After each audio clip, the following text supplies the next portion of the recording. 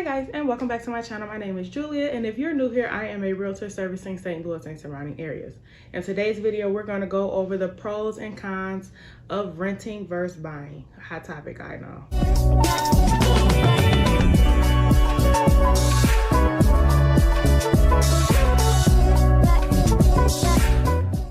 There are pros and cons to both options, and in this video I'm going to break it all down so that you can make an informed decision about what's best for you.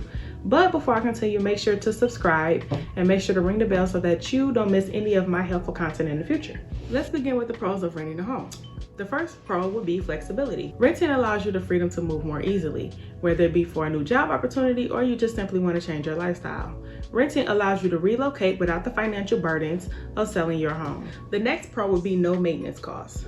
As a renter, you typically don't have to worry about expensive maintenance and repair costs. The responsibility for fixing things like roofing, plumbing, or appliances falls on the shoulders of the landlord.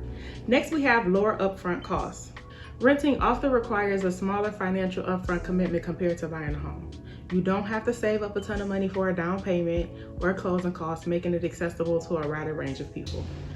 Now that we covered the pros to renting, I think it's time that we take a look into what are some downsides of renting a home. The first thing would be lack of equity. One of the major disadvantages as a renter is you're not building any equity. Your monthly rent payments go straight into your landlord's pockets and not into an investment in your own property. The next con of being a renter would be limited control. You will most likely need permission to make any changes or improvements to the property, and your living conditions could be subject to the whims of your landlord. The next con would be rent increases.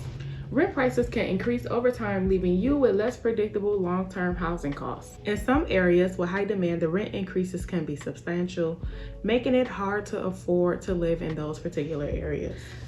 Now that we covered our bases with the pros and cons of renting a home, let's take a look into the pros of buying a home. I'm coming in hot with the first pro, which is equity building. When you buy a home, you're building equity over time. Your monthly mortgage payments contribute to the ownership of the property, potentially increasing its value over time. The next pro would be stability and control. Home ownership provides stability, allowing you to customize and personalize your living space to your liking. No need to ask your landlord, can you paint your walls? You can paint them green if you want. You can make improvements without needing anyone else's approval. Next will be tax benefits. Homeowners may benefit from tax deductions, such as mortgage interest and property tax deductions, which can reduce your overall tax liability. Just like renting, there are downsides to buying as well. One of the downsides to buying a home would be the upfront cost. Buying a home requires a substantial upfront investment, like a down payment, closing costs, and other ongoing expenses like property taxes and homeowners insurance. The next downside to buying is market risk. If you didn't already know, the real estate market can be unpredictable.